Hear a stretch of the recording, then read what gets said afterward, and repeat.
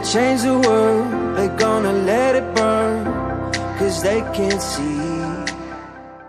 Assalamualaikum warahmatullahi wabarakatuh. Saya Cantika Sekar Arum, NIM 12406193149, mau menerangkan poin ke A dan poin ke B.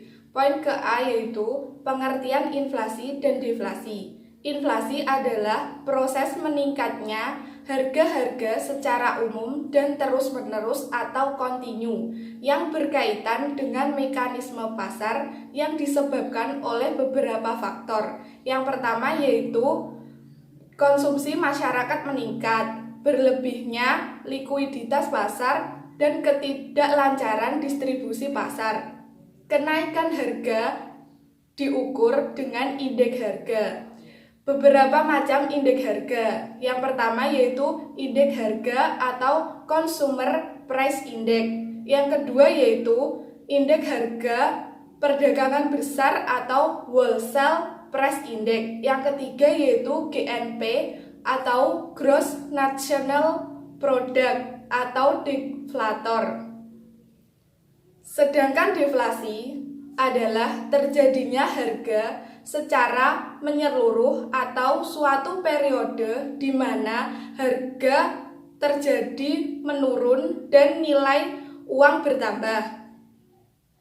Deflasi dikatakan suatu gejala ekonomi yang berbahaya karena dapat menjatuhkan nilai aset sekaligus menghantam berbagai sektor perekonomian. Yang poin ke B yaitu jenis-jenis inflasi. Yang pertama yaitu inflasi rendah, besarnya kurang dari 10% per tahun. Yang kedua yaitu inflasi menengah, besarnya antara 10-30% per tahun. Yang ketiga yaitu inflasi berat, besarnya 30% sampai 100% per tahun. Dan sedangkan poin yang keempat yaitu inflasi sangat tinggi. Assalamualaikum warahmatullahi wabarakatuh.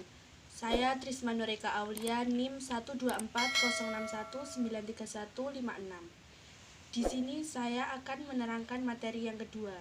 Materi yang kedua mengenai tentang sebab-sebab terjadinya inflasi dan deflasi serta kebijakan ekonomi konvensional untuk mengatasi inflasi dan deflasi. Yang menentukan terjadinya inflasi. Inflasi timbul karena adanya tekanan dari sisi suplai, dari sisi permintaan, dan dari ekspektasi inflasi. Faktor-faktor terjadinya cost pull inflation dapat disebabkan oleh depresiasi nilai tukar. Dampak inflasi di luar negeri, terutama negara-negara partner dagang. Peningkatan harga komoditi-komoditi yang ditentukan oleh pemerintah, serta adanya negatif supply akibat dari adanya bencana alam serta terganggunya distribusi. Faktor-faktor terjadinya demand pull inflation adalah tingginya permintaan barang dan jasa relatif terhadap ketersediaannya. Sebab-sebab terjadinya deflasi, yaitu yang pertama, menurunnya uang yang beredar di masyarakat.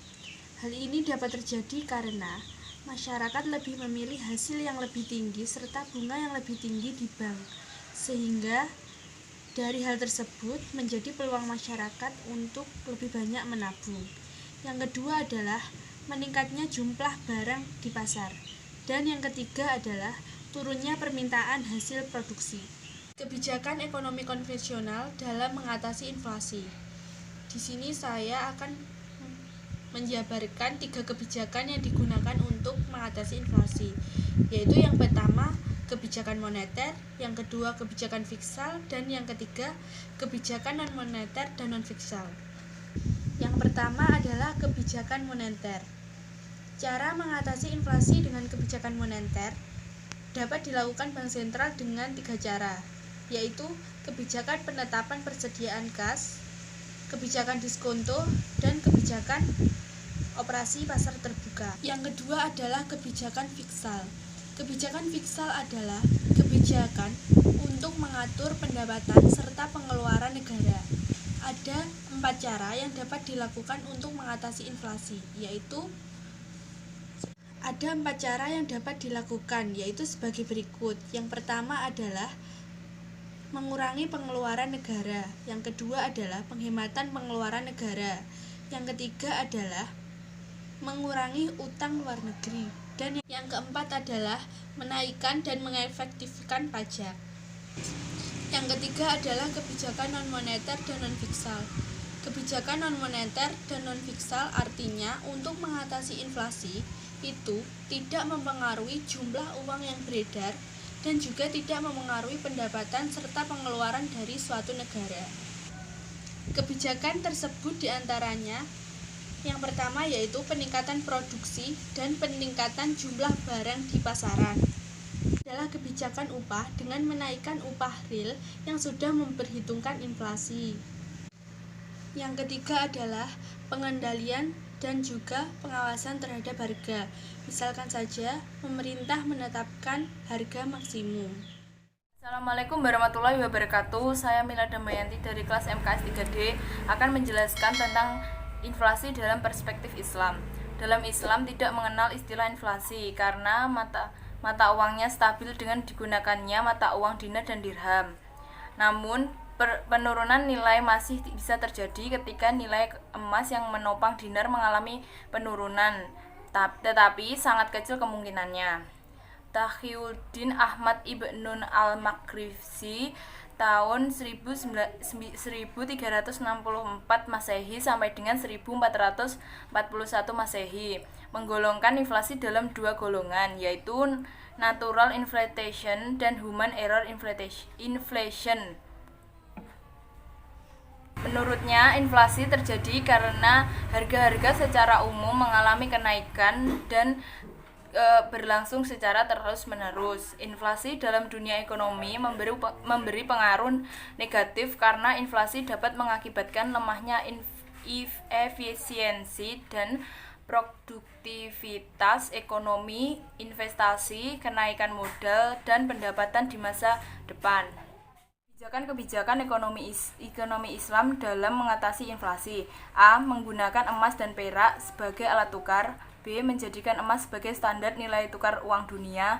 C. Islam telah mengaitkan emas dan perak dengan hukum yang baku dan tidak berubah-ubah, di mana ketika Islam mewajibkan diet harus menggunakan standar emas dan perak.